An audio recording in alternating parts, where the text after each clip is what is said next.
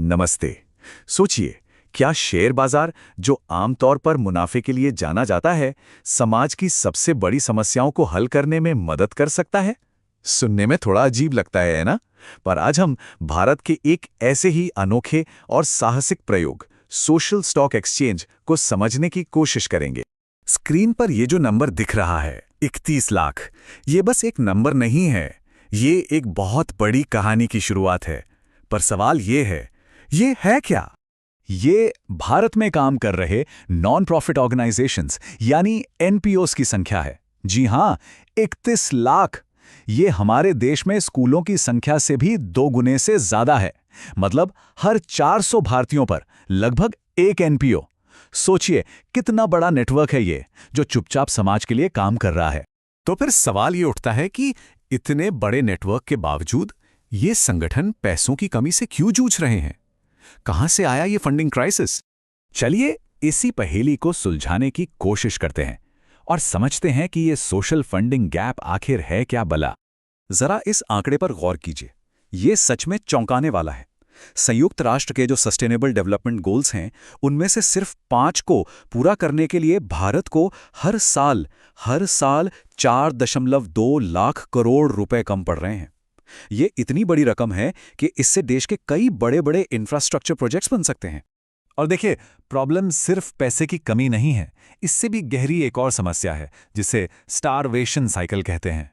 मतलब एनपीओस को उनके प्रोजेक्ट्स के लिए तो फंडिंग मिल जाती है, लेकिन ऑफिस का किराया, स्टाफ की ट्रेनिंग या नई टेक्नोलॉजीज जैसे जरूरी खर्चों के लिए नहीं। और इसके बिना वो आगे कैसे बढ़ेंगे? उनका विकास ही रुक जाता है। तो इस बड़े फंडिंग क्राइसिस का हल क्या है?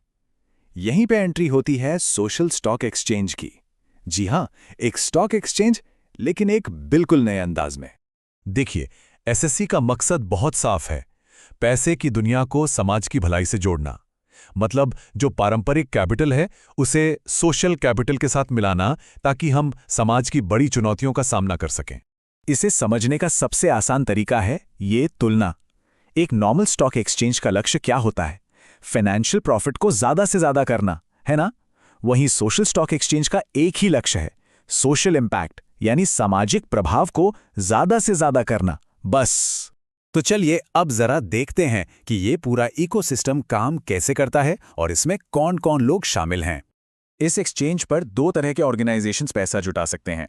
पहले तो हैं एनपीओज यानी नॉन प्रॉफिट्स, और दूसरे हैं एफपीएसईज यानी फॉर प्रॉफिट सोशल एंटरप्राइजेज।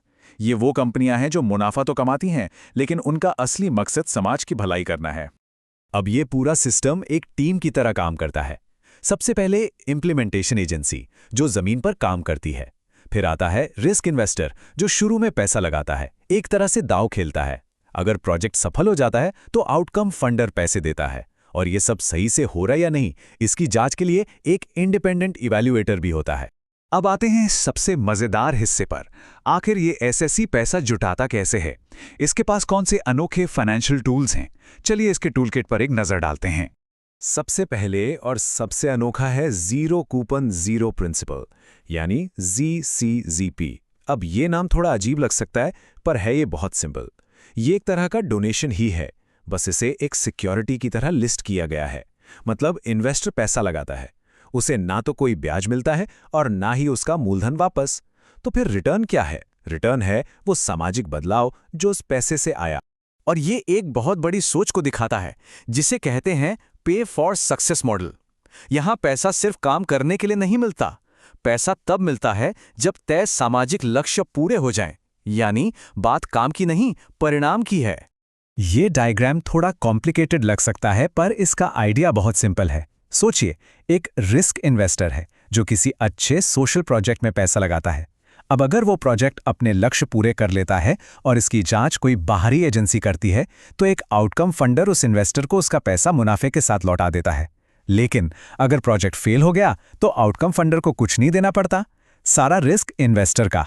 अब इसी पे फॉर सक्सेस मॉडल का एक और वर्जन भी है।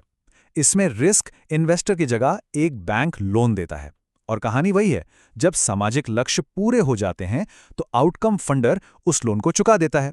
इससे पता चलता है कि यह सिस्टम कितना फ्लेक्सिबल है। तो ठीक है, ये सब फाइनेंशियल टूल्स और मॉडल्स तो समझ आ गए, पर असली सवाल ये है कि इन सब का असल दुनिया में क्या मतलब है? ये सब इतना जरूरी क्यों है?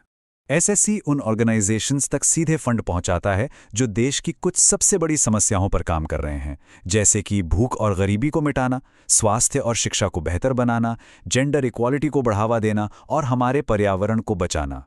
और इसकी ज़रूरत बहुत ज़्यादा है। क्या आप जानते हैं, दुनिया भर में जो सस्टेनेबल डेवलपमेंट गोल्स हैं, उनमें जो परफॉर्मेंस गैप है, उसका 20% से ज़्यादा हिस्सा अकेले भारत का है।